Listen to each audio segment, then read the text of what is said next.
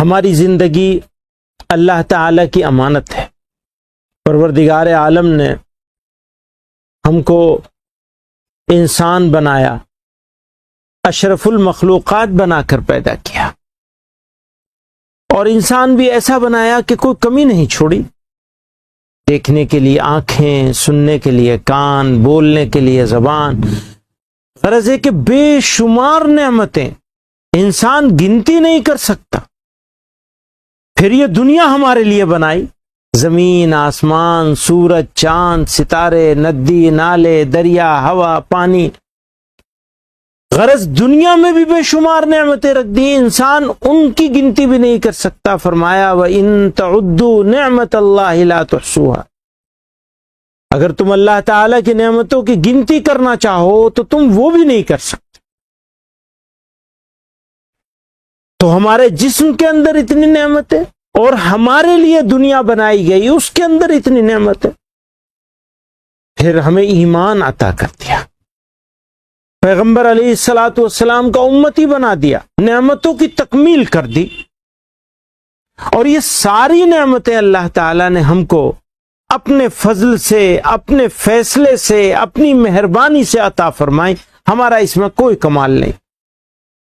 کیا ہم مانگنے گئے تھے؟ نہ، ہمیں تو ہوش بھی نہیں تھا، ہمیں پتہ بھی نہیں تھا کہ ہم انسان بنیں گے، کتا نہیں بنیں گے تو کیا فائدہ ہوگا، پھر انسان بنیں گے تو ایمان والے ہوں گے تو کیا فائدہ ہوگا۔ ہم سے زیادہ سمجھدار، قابل، پڑھے لکھے، طاقتور، باصلاحیت لوگ دنیا میں موجود ہیں، ایمان کی دولت سے محروم ہیں۔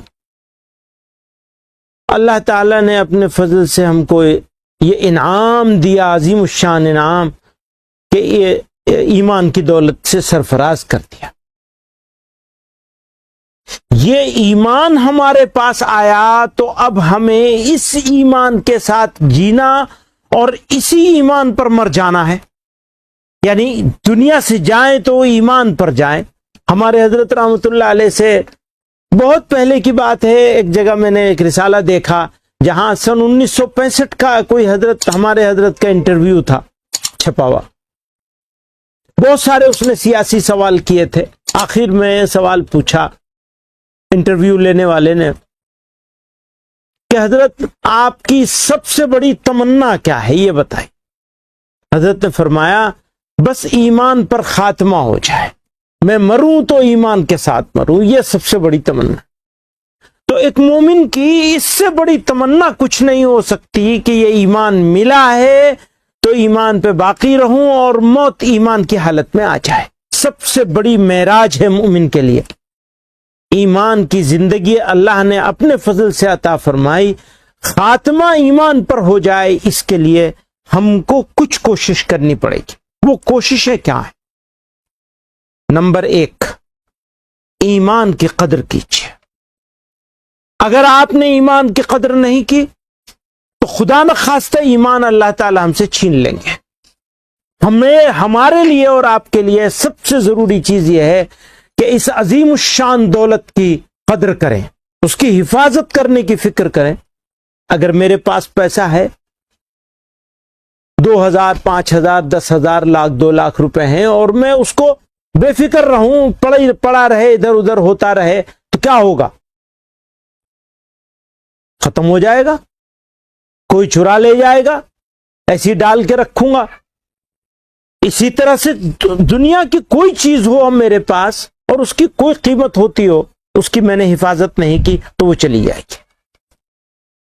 بزرگوں اور دوستوں، ایمان کیونکہ سب سے ضروری اور قیمتی چیز ہے، ہمیں اس کی حفاظت کرنی ہے اور اس کے لیے فکر کرنی ہے۔ تو فکر کیا کیا ہوگی؟ جب قدر کر لی تو فکر کیا ہوگی؟ تو قدر کی پہچان اس بات سے ہوگی کہ ہم اپنے ایمان کو محفوظ رکھنے کے لیے اللہ اور اس کے رسول صلی اللہ علیہ وسلم کے احکامات کی تعمیل کریں۔ اگر اس کا حکم مانیں گے، اس کی تعمیل کریں گے، تو معلوم ہوگا کہ ہم قدر کرنے والے ہیں، ورنہ ناقدروں میں شمار ہو جائے گا۔ فرمایا نبی علیہ الصلوۃ والسلام نے، جیسی زندگی ویسی موت، یعنی اچھی زندگی ہوگی، ایمان کی قدر کے ساتھ زندگی گزرے گی، اعمال کو صحیح اس کے ساتھ زندگی گزرے گی، تو امکان نہیں، یقین ہے کہ اللہ کا فضل ہوگا اور خاتمہ ایمان پہ ہو جائے گا۔ ہمارے حضرت فرمایا کرتے تھے کہ ایمان تو درخت کی طرح ہے، پیڑ کی طرح ہے، پانی دو گے، اس کی کھاد دو گے، اس کی نولائی کرو گے، اس کی حفاظت کرو گے، اس کے فالتو جو برانچز ہیں، شاخیں ہیں، ان کو کاٹ کوٹ کے سجا کے رکھو گے تو پھل دے گا، پھول دے گا، سرسبز و شاداب ہوگا۔ اور اگر تم نے اس کی ناقدری کری، اس کو پانی دینا چھوڑ دیا، اس کو کھاد دینا چھوڑ دیا، اس کا رکھ رکھاؤ نہیں کیا، تو اس کے پھل کم ہو جائیں گے، چھوٹے ہو جائیں گے۔ اور اگر تم گناہ کرنے لگے اور کرتے رہے، گناہ کی دو قسمیں ہیں، ایک قسم ہے اتفاق سے ہو گیا، بھول چوک ہو گئی، تو وہ گناہ صغیرہ ہے اور بھول چوک ہو گئی تو وہ نیکی کے بدلے میں اللہ تعالیٰ معاف کر دیں گے۔ لیکن گناہ صغیرہ بھی ہو اور آپ لگاتار کرتے رہیں، عادت بنا لیں، تو وہ گناہ کبیرہ ہو جاتا ہے، اس کے درجے میں ہو جاتا ہے، پھر توبہ کرنی پڑے اور چھوڑنے کا عزم کرنا پڑے۔ اور گناہ کبیرہ کبھی بھی آپ سے ہو گیا یا آپ نے کر لیا تو اس کے لیے تو توبہ ہی کرنی پڑے گی۔ توبہ کس چیز کا نام ہے؟ توبہ نام ہے اس عزم اور ارادے کا، دل میں پختہ ارادے کا کہ یہ گناہ اب نہیں کروں گا، میں اب نہیں ہونے دوں گا، تو وہ معاف ہو جائے گا۔ تو گناہ کرنا اور کرتے رہنا یہ درخت میں، ایمان کے پیڑ میں تیزاب ڈالنے جیسا ہے، گویا کہ آپ نے اس میں تیزاب ڈال دیا۔ تو تیزاب ڈالو گے تو سوکھنے کا خطرہ ہے، سوکھ گیا تو اس بات کا امکان کم ہوتا چلا جائے گا کہ ایمان پر خاتمہ نصیب ہو۔ یہ کسی کے گھر پیدا ہو جانے سے ہم مسلمان نہیں ہوتے، کچھ چیزوں کے مان لینے سے اور کچھ چیزوں کے نہیں ماننے سے۔ جیسے اللہ ایک ہے، یہ ماننا پڑے گا، پہلی ایمان کی پہچان۔ پیغمبر علیہ الصلوۃ والسلام اللہ کے بندے اور اس کے آخری نبی ہیں، یہ ماننا پڑے گا۔ اور یہ کبھی نہیں مانا جا سکتا کہ نبی علیہ الصلوۃ والسلام کے بعد کوئی نبی آنے والا ہے۔ جو دعویٰ کرے نبوت کا وہ جھوٹا کذاب ہے۔ قرآن اللہ کا کلام ہے، جو کچھ اس میں کہا گیا وہ سب حق ہے اور اس کو ماننا پڑے گا۔ جس چیز سے بچنے کا حکم دیا گیا اس سے بچنا پڑے گا، جس کی چیز کے کرنے کا حکم دیا گیا اسے کرنا پڑے گا۔ اور قرآن مکمل ہے، ایک حرف نہ زائد ہے نہ کم ہے۔ ہم کبھی نہیں مان سکتے کہ قرآن ادھورا ہے اور کچھ آیتیں اس کی اترنے والی ہیں، جو انتظار کر رہے ہوں وہ انتظار کریں۔ ہمارا قرآن نبی علیہ الصلوۃ والسلام کے واسطے سے اللہ تعالیٰ نے مکمل کر دیا، ایک حرف کا فرق نہیں ہے، نہ آگے نہ پیچھے، نہ زیر زبر کا فرق۔ یہ ماننا پڑے گا، ہمیں کچھ انتظار نہیں، ہمارا مکمل ہے قرآن۔ یہ کبھی نہیں مان سکتے کہ قرآن میں کچھ اور آنے والا ہے، کوئی امام لے کے آنے والا ہے، کبھی نہیں مان سکتے۔ آخرت کی زندگی، یہاں یہ دنیا ہم کو یہاں کے لیے نہیں دی گئی ہے، یہ زندگی یہاں کے لیے نہیں دی گئی، آخرت کے لیے دی گئی۔ انسان کے جسم کو موت آئے گی، روح ویسے ہی رہے گی، اس عالم سے اس عالم میں منتقل کر دیا جائے گا انسان کو، پھر کبھی موت نہیں آئے گی، کسی تیسری دنیا میں جانا نہیں ہوگا۔